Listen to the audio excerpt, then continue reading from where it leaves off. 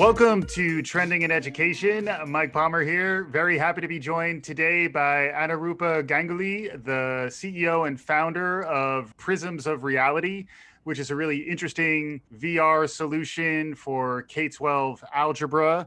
They have a new beta module that has just been released. It's very cutting edge stuff, very interesting launch that Anurupa is behind. But before we get into that, I'd love to just welcome Anurupa to Trending in Education. So welcome to the show. Hey, Mike. So good to be here. Thank you for having me. You're doing some really interesting work. I've gotten a chance to poke around and immerse myself a bit in a virtual reality experience that's designed to teach me algebra. That's quite a sentence, and you and team have done a lot of work to get us to that point. We're going to dive into all that in a bit, but before we get there, I always begin my shows by asking our guests to tell us their origin story. What got you to this point in your professional life? It sounds like you have a really interesting background, so I'd love to have you share that with our listeners. Thanks for that, Mike. So yeah, my origin. I always wonder where I ought to begin, but I'm going to start with my love affair with STEM education and STEM education reform. So I studied electrical engineering and computer science at MIT. I completed my undergraduate and my graduate work there. And what I found was that from my freshman year to my senior year, I saw this really interesting but very zeitgeisty phenomenon of these drop-offs of historically underserved students. When I went in as a freshman, about 12% of my class in electrical engineering and computer science were women. About 25% of us graduated with our degrees. By the time I got to my first year of grad school, it was really difficult to find students of color and other minority groups. So that really started my inquiry into what causes these drop-offs. These were students who were ostensibly highly dedicated, highly committed, wanted to be there, wanted to learn and contribute. And yet, when their understandings were pressure tested in this environment, they were falling apart. And so it started by questioning what's happening in K-12 math and science that's telling us test scores are high, the assessment mechanism is telling us we got it, we're good, and they're getting to college and it's falling apart. They were coming in with math and science foundational knowledge that when they were required to apply it and build something and create new knowledge, they were unable to given what they were equipped with. Right. So in some ways, they were missing the relevance and the conceptual understanding, even though they were able to check all the boxes, get all the test scores they needed to get admitted. And then from there, you moved on to become an educator. Is that right? Yeah, once I finished grad school, I joined the Teach for America program to become a high school math and physics teacher in the Boston Public Schools. And that was a life-altering experience for me in that there were a couple things that I got to see up close and personal. One was that the professionalism of teachers was so low. I very rarely had clear deliverables. I rarely had feedback on those deliverables. I had really low quality tools. And as a manager now of a company, I realized just how crazy that sounds. And second, their curriculum was not matched to the pedagogy that I was being told to implement. The expectation was that you have a discussion-oriented class, student-centered learning. You have these really rich learning experiences for your students, but then the materials I had were textbooks and videos. So there's a huge mismatch between what I was expected to produce and the tools that I had in my hand. And that was the first time where I really began to see just how impossible the role of a teacher is. We put wiffle bats in their hand, and then we're very upset when there's this huge gap between our input and our educational outcomes. I was really compelled by what the Teach for America model afforded. It just allowed this very broad scan of leadership and thoughts and ideas into the field of education. Right. And then Teach for America was a great place to start, but then from there you helped with the expansion into Teach for India. I went to India to support the Teach for India program in its early years. I sold my car, my house, and I left Boston. I moved out to Bombay and felt like I was going to change the world. Traveled around the country, really got a chance to see what schooling models look like in the developing context. It was very humbling, Mike, because India is, given the developing context, there's far less resources. But what's interesting on the flip side is that because the public education system is in its nascent stages of development, you can actually create things from the ground up. Whereas in the US, I was more accustomed to doing a little bit more patchwork and bandage work. I came back to the States really excited, really humble. I felt just the amount of resources and the research that exists today, we can really solve this problem. When I came back to the States, I've served in a few different capacities that have very much shaped my prisms today. Boston's a medium-sized district, so we had 125 schools, and I was charged with managing teaching and learning across the 125 schools for all things secondary math. Then from there, similar roles in New York, and then ultimately landing at Success Academy, and then leverage some of that experience and insights across this full run to ultimately found Prisms of Reality. Can you get us to that phase of your career? I did similar work in New York City, and most recently served as the Dean of STEM for Success Academy. If you're not familiar, Success Academy is a charter network here in New York City with about 47 schools across 4 boroughs. At Success, I was hired to build a grades 9 to 12 problem and project-based constructivist curriculum for math, physics, computer science, and engineering. And what was interesting at Success Academy was that this is an educational utopia in many ways. We had this really rich curriculum that we were building. There's a really great culture of teacher intellectual preparation, great application use of data to really inform instructional practice, round-the-clock support and tutoring for kids, a variety of support mechanisms.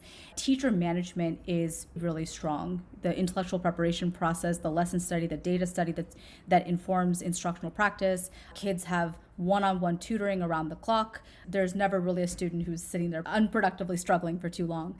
And I found that despite all of these affordances and despite all of these resources, kids were still not understanding mathematics in a way that was going to allow them to succeed in college. And it really harkened me back to my own experience in college of we can get these students past the AP, we're getting them past the SATs. The numbers tell us we're doing everything right. I was after something much bigger. Yes, I want you to do well on these exams that are tied to opportunity. That's important. But what I care about is the next generation of thinkers, entrepreneurs, and innovators. And if we want to really change that and move the diversity and change the composition of who goes on to be leaders in math and science, we need to be developing a whole different set of competencies. If you really sit down and talk to students, their conceptual understandings are so weak. Like I knew what was going to happen the moment they walked through the doors in college. Yeah. As I looked more deeply into why this was happening or what are the root cause of this fragile understanding that I keep talking about, I found that there are 2 key indicators of success in post-secondary STEM. The Russians figured this out in the 1970s. We've actually known this in the US for quite some time. It was the basis of our new math program in the 1980s, which never quite got off. Yeah. The top 2 indicators, going back to what I was saying, was spatial reasoning, so the ability to rotate 3D objects in your mind. And second, the ability to abstract from everyday experiences. The trope of Newton, where he's sitting under the tree, an apple falls, and he has the mathematical sense-making capabilities to mathematize it, use it, and do something with it. So he went from physicality to a mathematical model from which you could make decisions, build a whole kind of century of work and inquiry that's come out of that. I realized that those 2 skills are woefully underrepresented in our curriculum. How often do students really have the opportunity to map their environment and think spatially? How often do they have that perceptual scaffolding from an experience, not from a problem, not from a computer, not from a textbook? So I started to look at, okay, what sort of modalities, what sort of mediums of learning will allow that pedagogy? So we've always known this works. Every great educator or learning scientist has always said we learn experientially, we learn through movement, but what really affords that? And so I started looking into immersive virtual reality. And for anyone who's not as versed with what that means is you are fully immersed in a world that is virtual. And you have different interactive tools where you can really manipulate your environment and use movement and tactile tools to think through problems. And this was initially really compelling to me, like, oh my gosh, we're sitting on gold. Here's this pedagogy I've been trying to actualize my whole life, and here are the tools to do it. And then I looked into the market and I was like, whoa, there's nothing out there. I'm a district leader, I'm an administrator. I want to teach in this way, but I don't have any tools. Historically, I think a lot of folks have felt that technology wasn't quite here yet. But even just in terms of this past Christmas season, I saw more virtual reality, the Consumer Electronics Show. Like it's becoming much more front and center. And then also in light of the pandemic, it's become much more something that's capturing the collective imagination. It does seem like there have been some breakthroughs recently that are allowing this technology to be more fully realized in the classroom. I think that there are three big things that have happened recently. One is the one that we all know about, which is price points are coming down. That they're becoming increasingly more affordable, especially with hardware like the Oculus Quest 2, which is now $299 for a headset. You also have just the advances in software techniques and the high fidelity and the graphics and a much more natural and authentic environment for a student to truly suspend disbelief versus some of the environments that just always felt a little bit too cartoony to feel real or take seriously from a student's perspective. And then you got to this in what you were saying, which was that learning design. The research is quite nascent in how to modulate the different affordances of virtual reality. You have so much to play with now, right? You have immersive soundscape, you have all the movement, you have the tactile design, you have the visual design, and all of these things in concert work together to deliver this pedagogy that I'm talking about, where you experience something, you have an emotional response, you then have a strategic sequence of tasks that help you connect that physical experience to mathematical models. And it's not as simple as throwing you in the experience and then having you create a model. It's much more nuanced than that. It requires a lot of iteration and research and co-design with schools and districts and teacher input.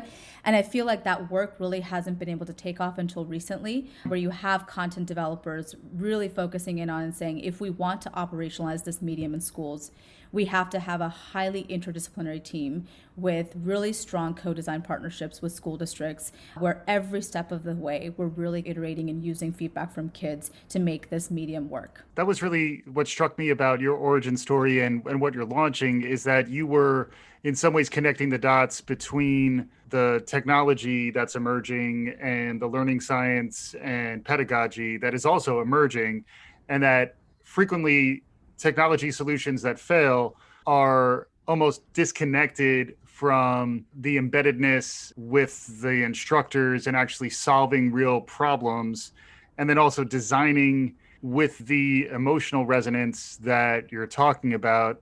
The example that I think illustrates this quite nicely, and I know you're releasing some of these betas, so if folks want to find any of this stuff, where should they go? You'll be able to get all information about our beta on our website, www.prismsvr.com, but we are going to be launching our beta on the SideQuest and Steam platforms. And so we want to just make sure that there are as many avenues to reach early users to really give us feedback and build this burgeoning community of this is how you use VR to teach math. I think there's been a lot of work in science. There's been a lot of work in the life sciences because of the highly abstract visual nature of it. It's immediately amenable. Oh, this is how you can visualize elements of a cell. But for math, people have been asking for a long time. Do you just go and do math problems and write in VR? And I think that we have a very specific theory of change, and we're really after a root cause. My conjecture is that we can achieve a great deal of compression. Right now, an algebra class is 10 months, a geometry class is 10 months, and 40% of that is reteaching. It's like what you taught 3 weeks ago, the kid forget, okay, another day of practice, guys. You get to the state exams, for 6 weeks of practice, and the reality is they're continuously practicing because they never really understood it the first place. And so one of the things that I'm super excited about through the launch of this beta and through more research through external evaluation partners is not only what are the learning gains, but how does it impact how fast you can acquire this knowledge so you could spend your time on more interesting things like the applications and getting out there and doing more internships. It really will open up a new world of thinking around student time and the teacher role in the classroom as well. Yeah, it is interesting. And the example that I saw was connecting algebra concepts to how pandemics spread. I'm a big fan of emotional design. It's a great book by Donald Norman, one of the founders of usability and user research. He talks about how you're not just designing the functionality, you're designing something that is connecting with the emotional experience of the user. It also made me think of the importance of relevance, where learners don't lean into algebra because there's always the kid at the back of the class saying, do we really need to learn this? Why, teacher, am I learning algebra? And what I thought was really interesting about taking the pandemic example and then connecting that to this immersive experience that seemed interesting, and it was capturing my attention without even understanding that it was teaching me algebra. And I think in some ways it can sneak up on a learner. As I mentioned, the pedagogical arc that we have is experience the context first. Usually in math class, you learn some math, and then the teacher will say, we're now going to apply it. We're flipping that. We're now saying, go through something. And so our students, when they first put the headset on, they're in a food hall. And there's a mayor's announcement, and it's, oh gosh, there's a state of emergency. Our community is on lockdown. And I now get to experience what sort of everyday activities lead to that. So I'm not talking about any numbers. I'm not telling you wear masks. I'm not telling you use hand sanitizer. I'm just saying you're in a food hall. When that person touched this person, when they walked over, when they did this, when you did this, these are the consequences of your actions. So what happens there, Mike, is that you're developing a really informal understanding of the mathematical pattern. I want the students to feel exponential functions before they've learned that word, before there's any jargon thrown at them. Then once they have that kind of informal understanding of that growth, where they saw one person spread it to 10 people through these series of behaviors and actions, they then go into this high-tech virtual lab environment, which is also by design. I think that a lot of our students have always told me, Ms. Ganguly, everyone tells us an education is so important, and yet our schools look like prisons, right? So a big part of it is giving them a sense of professionalism, being in a really advanced tech lab. And so they're in there, Mike, and what they do is they say, okay, I'm going to now take my experiences, look at some simulations, really begin to map what I saw to growth patterns under different containment protocols, no precautions, social distancing while wearing masks, and then taking that and slowly moving to tables and then graphs. So you go from that 3D to 2D, and then finally, when you have that intuition, you then go to 1D. What our kids usually do is we jump them to the 1D, to the equation. And that equation is just divorced. Like, where did it come from? Why'd you choose? Why'd you do? There's so many questions, and what kids usually do is they just shut up because you're in a 45-minute instructional episode. Who has time for all of my questions? And so you get into this knee-jerk of memorization. There is a focus within your team of experience over memorization and immersion over just plugging and chugging against formulas. You have a few medium pieces that I think are quite good that we'll share out for our listeners to get a sense of what you're talking about, but it kind of walks through almost a visual expression of algebra, which is difficult to wrap your head around. But then when you contextualize it, it does bring me back to the idea that math was created based on reality. And that if you can maintain those connections, even if it winds up being virtual reality, it still in some ways gets back to the roots of the conceptual understanding of math. And that's something that you're passionate about, and there's data that backs this up. Yeah, absolutely. This goes back to some of the research I was talking about around experiential learning. There's a lot of research that shows perceptual learning, i.e., really connecting across representations. I'm just talking about 2D. Even the mere act of really mapping across the diagrams and images to tables and graphs is really powerful in building that abstract reasoning. And with VR, we're taking it one step further. We're saying that it's not just enough to map across representations in 2D, but it's important for a child to be able to, from their 3D human existence, generate the mathematical knowledge. It's not these abstractions that are divorced from their body and what they feel and what they see. But yes, there's a lot of research around the impact of perceptual and experiential learning. What I will say is that the research has largely remained unactualized or unrealized because people didn't know what tools they could use to implement that kind of pedagogy, especially at scale. I think one of your posts, you were talking about other companies like Prisons of Reality. Labster was one that you talked about, which is using virtual reality to help more with technical training and things that require access to machinery or going to a lab setting, which not everyone has the same access to. I think increasingly, really throughout our lives, virtual reality will likely become more and more integrated into the different learning contexts that we'll live through. Can you talk a bit about how you partner with teachers and school districts to get this off the ground and what the reaction has been like? I went into schools with a little bit of trepidation, to be quite honest, because I do understand the real fear of a teacher being told, I've just learned how to do this, and I'm trying to do this well.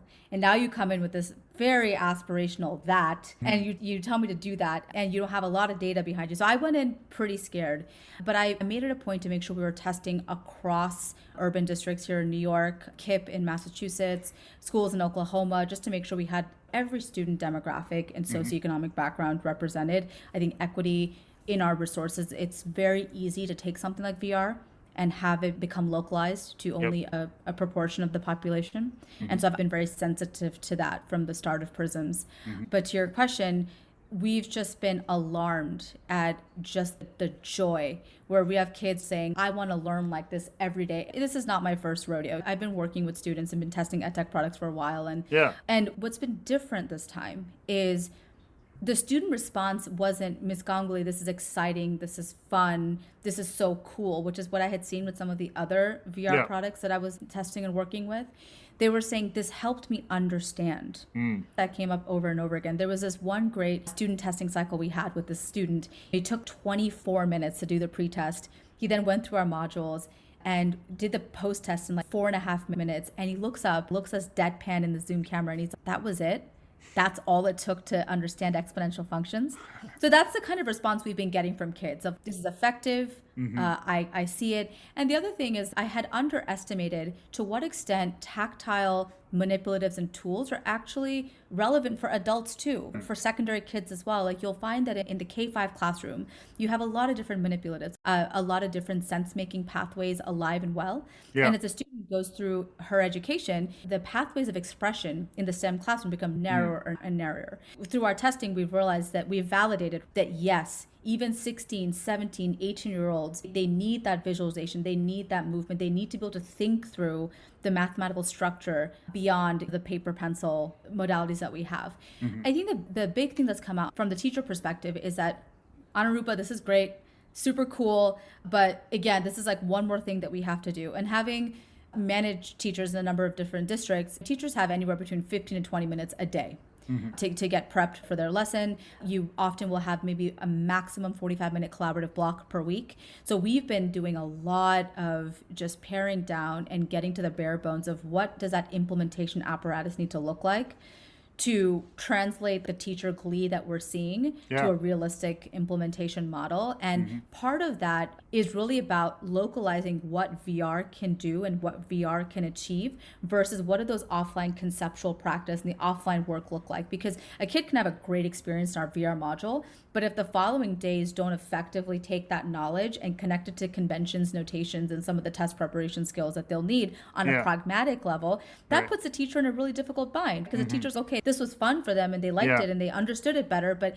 you've now left this difficult job for me to make sure that they're ready for the test. And so what we do is we say that we are building the entire arc from the time you get in there to experience and understand the concept to getting that 85% or higher on benchmark proficiencies. You're launching with this algebra module. You're relatively new too, is the other thing for folks to realize. You're just hitting the ground running. So if you haven't heard of Prisms of Reality, you will be hearing more of them. This is the beginning of a big thing, but where do you see it going? Are you going deeper into algebra? Are you expanding into other content domains? How are you thinking about your roadmap? We're supported by the National Science Foundation, and so that we will be continuing, if all goes well, to complete our full algebra library. And so this is one module, and a library consists of learning modules that span all the topics of that course. So this is on exponential functions, but we'll be holding it out with statistics, linear functions, quadratics, so on and so forth. And after we finish algebra, we want to make sure that the synchronous teacher dashboard, the teacher toolkit, all those materials are really working in concert, because that's the full product school facing. It's not just the learning modules, it's our back-end analytics and the hint architecture and the teacher dashboard, all the things that kind of go alongside to close and deliver the outcomes versus, again, just that initial excitement. And then we'll be moving to high school geometry, coming down to middle school to build out the middle school physical science. Students have a lot of difficulty in physics and chemistry in high school. No matter how much you try to remediate at the high school level, it's coming from pretty weak foundations at the middle school level and a lack of a strong curriculum.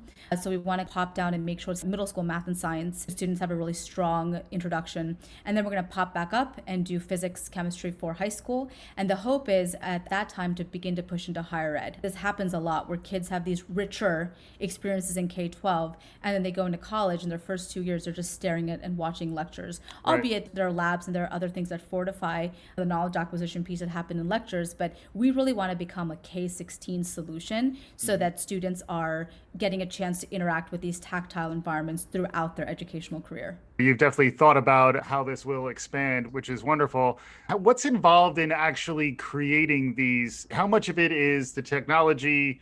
How much of it is design thinking? How much of it is really good curricular chops? You mentioned an interdisciplinary team before, which sounded spot on in terms of how new models of learning products will be hitting the market. Can you describe what'll be involved in expanding this and going into different modules? What did it take to get the exponential algebra module built? Can you describe a little bit about what's involved with that? Yeah, we've been a pretty lean team so far. But in terms of the functions and the form, as you mentioned, we have our content developers and our instructional developers. These are folks who know the high school algebra standards in and out, really understand the limitations of what's on the market today, and know how to modulate these different affordances of VR to create a story-based problem-based module. We've developed a pretty robust process for how we create story-driven modules in VR, and so we've been really making that process more efficient.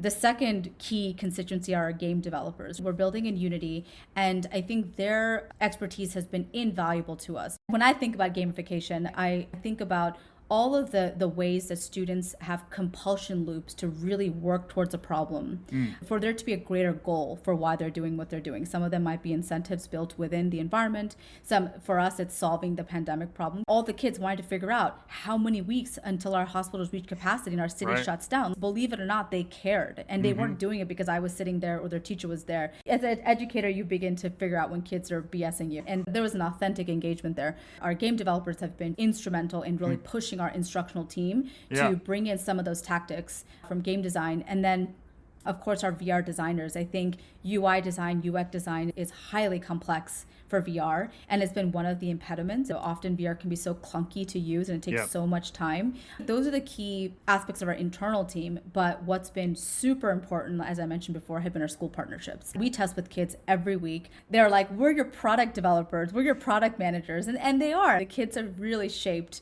so much of our design. As we go into our NSF phase 2, which is a kind of a larger grant and a larger pool of resources, we're very much going to build out our design and development team and bring more educators on staff. As I mentioned, there's a lot. There's the voice actors, and the production quality is very different from building a computer app. It's funny, I had spoken to someone quite high up in the AR VR community at Google. Yeah. And I remember he had met me and he's like, most people have not really been able to figure out VR in education because the chief executive has to be a chief integrator in a very different way than other companies. This is somebody who has to be able to bring in pedagogues, educators, understand all the impediments of a highly bureaucratic system. It has to be able to interact with your 3D designers, your modelers, your game designers, your developers, your backend, your data scientists. And he looked at me, he was lovely. He was like, if you can do this, my gosh, I think it's been a really worthwhile challenge, but it's quite complicated. Yeah. One of the things that I wind up having lots of conversations about on this show is that barriers are generally coming down across the board. So it's becoming easier to leverage new and emerging technologies. I'd love to get a little bit of your perspective, maybe using prisms of reality as an example, but more broadly, what do you think about the larger trend around virtual reality, augmented reality, mixed reality? They're all used somewhat interchangeably, even though I know they're different. But do you have some perspective on its application, particularly in learning contexts, and then also the level to which it can be adopted? Because it does seem like we're at a bit of an inflection point that may have been accelerated due to the pandemic, but I'd really love to get your perspective as someone who's deep into the industry. You have the industry favorites right now, Johnson, who have started to develop surgical training platforms with remarkable accuracy and speed performance results. We've seen the studies coming out of Walmart who are using VR to train its associates, and companies like Striver in how they train athletes. So there's a lot of foundational work to build on for K-12 education and higher education.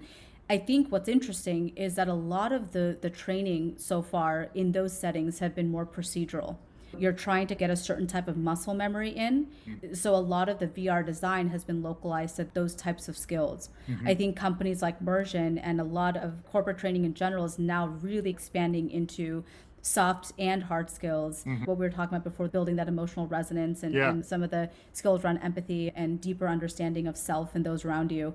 And I think that just the amount of innovation that's been done in corporate training, which has received a lot more funding and is much farther along than K-12 is. I think K-12 is so well primed to pull the learnings from corporate training. I think the one thing that always remains the elephant in the room is hardware adoption. Companies have much more money for hardware adoptions for their employees. For example, Oculus for Business also has a particular stipulation that you cannot lease hardware to another company. So for example, if Prisms were to buy Oculus headsets, we can't lease that to a district. So the district would have to purchase it directly. I think our job as content developers right now is to give school districts a reason to buy the hardware. They don't have a reason. There are a lot of companies creating XR content now for math and science. That's my domain, so that's what I know a little bit more about. And the more and more the amount of content repositories just expand, the hardware will become more valuable from a school's perspective. I interviewed close to 150 superintendents and district leaders through one of the customer discoveries that I did recently, and not a single district leader told me the hardware adoption or the money is the issue. They're like, yeah, it's going to hurt a bit. I'm not looking forward to finding which budget lines and which title 1, 2, 3, or 4 I want to pull. But they've consistently said it's a value proposition issue. Is it delivering the value that I need? I have an Algebra 1 problem. 67% of my kids are not proficient. Can you solve that problem? Because you know what, if you can, I'm not going to split hairs with you about VR or AR or computer software. I have a problem. And I know this sounds very elementary and juvenile, but it really is that simple. How do you really make sure that you are delivering those outcomes? Because that's when we're going to stop having conversations about the hardware and we're going to start having more interesting conversations, which is implementation and what is it going to take. But I think that it's been a cop-out conversation so far. People talk about hardware costs when they don't want to say the real thing, which is it's not valuable to me. And I think you have to experience it and see the results, which is why I'm excited to track what's happening with Prisms as the algebra thing rolls out. You're doing a lot of research. The NSF's going to hold you accountable to your results, and you're going to continue to rise. So it's definitely an organization to track, and Anurupa Ganguly is someone to keep an eye on for our listeners. As we're wrapping up, Anurupa, we always love to ask our guests what else is happening in the world around us. It sounds like you've gone deep into the VR wormhole, which is a fascinating place to develop some expertise, but you also strike me as someone who's playing with her head up. So what else are you noticing in the world around us? What do you see on the horizon for us in the years ahead? The sheer diversity and volume of data that multimodal IVR is going to offer ushers in a really exciting time in personalized learning. So I think gone will be the days where the feedback you received will be based on right or wrong answers or where you clicked and what video you watched. We're going to begin to build much richer profiles of student thinking and the student journey. I think that AI in education has been a bit of a buzzword for some time now, and the benefits are yet to be reaped. My teachers would often say, I want data around how they think, not around what they got wrong. Should they choose the multiple choice option C? Like, okay. But in VR, you then get to know is I got that wrong, but then I looked here and I pulled this 3D object and I manipulated it and I went back and did this. And you have such a richer profile of how someone thinks through a problem. And when they struggle, what do they do? And so one thing to really look out for now is as we have more nuanced and richer information about student learning, how do we then use that and apply the machine learning instruments that have come so far, but we didn't really know to what end we were utilizing data and what were the questions we were going to utilize data towards. And so I think that the intersection of machine learning and the data that VR affords is going to be a really intellectually rich question in the coming years. Wow. You got my wheels turning. I'm not watching them in virtual reality, but my wheels are turning. Hopefully our listeners' wheels are turning as well. Keep an eye on Prisms of Reality. Anurupa Ganguly is the CEO and founder. Really interesting follow also. Her Medium articles are definitely worth checking out. Anurupa, thanks so much for joining us. Thank you so much, Mike. It was a pleasure. And for our listeners, hopefully you're enjoying what you're hearing. If you like it, tell a friend, share us. We'll be back again soon. This is Trending in Education.